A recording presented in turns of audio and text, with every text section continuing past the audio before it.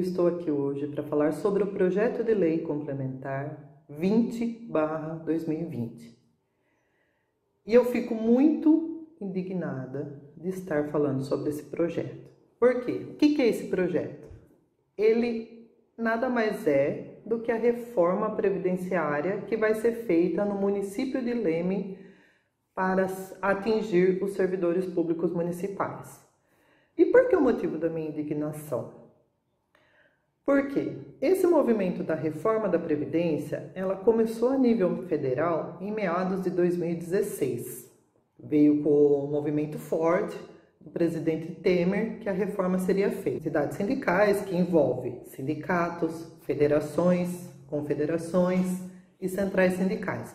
Fizeram vários movimentos para que essa reforma não fosse feita, porque ela atinge brutalmente o trabalhador.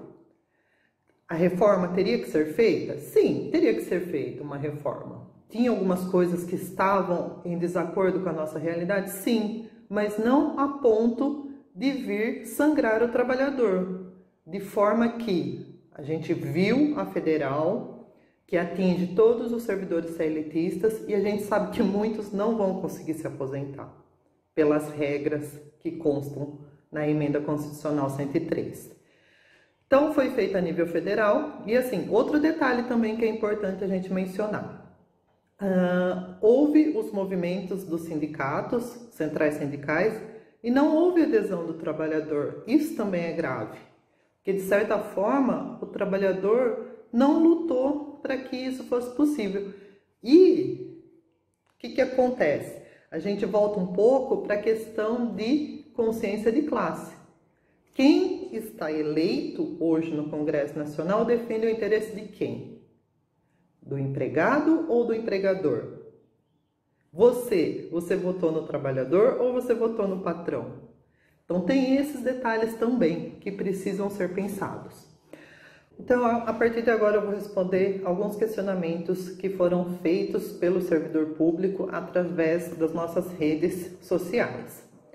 Primeira pergunta: o que é esse projeto de lei? Bom, esse projeto de lei, ele reestrutura o Leme-Prev, que é o regime próprio de previdência social dos servidores públicos do município de Leme. Ele atinge quem? Ele atinge os servidores, que são aqueles funcionários que trabalham na Prefeitura, na SAICIL, no Leme-Prev e na Câmara de Vereadores.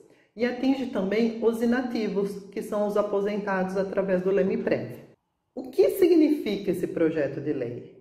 Ele significa que o município está fazendo a adequação à Emenda Constitucional 103, que foi a reforma previdenciária a nível de Brasil, que mudou as aposentadorias, mudou as pensões, mudou as alíquotas e passou para cada ente, estados e municípios fazer a sua. Por que agora, no meio de uma pandemia, fazendo isso? Bom, existe uma portaria do Ministério da Previdência que os estados e municípios eles têm até o dia 31 de julho para estar com essa lei aprovada. Por enquanto, isso daí é um projeto de lei, o que significa que ele ainda não tem aplicação. O projeto de lei, o prefeito encaminha para a Câmara, quando é assunto relacionado a servidor público, ele encaminha para a Câmara de Vereadores e a Câmara de Vereadores vai fazer as discussões acerca desse projeto. E depois vai, em 2 sessões, aprovar ou não esse projeto. Quando tiver a decisão da Câmara, elas remetem ao prefeito. Se for aprovada e o prefeito sancionar, ela se torna lei. Daí começa a aplicação. Existem muitas coisas graves nesse projeto.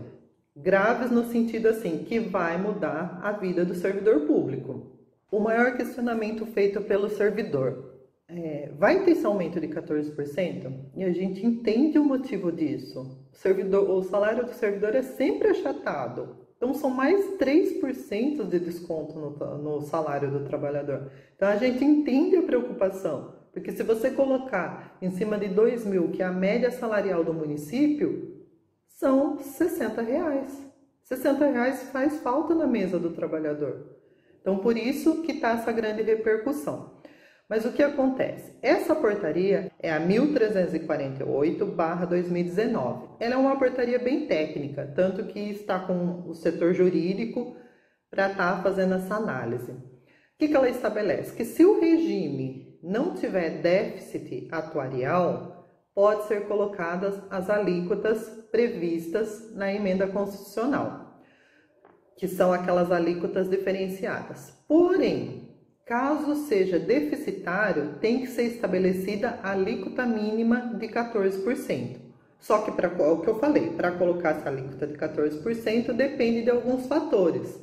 E é o que nós estamos em estudo. Então, nesse momento, eu não vou poder dar um parecer para vocês assim definitivo. A gente está fazendo esses estudos e assim que a gente tiver, a gente vai se manifestar e vai estar colocando aqui para vocês.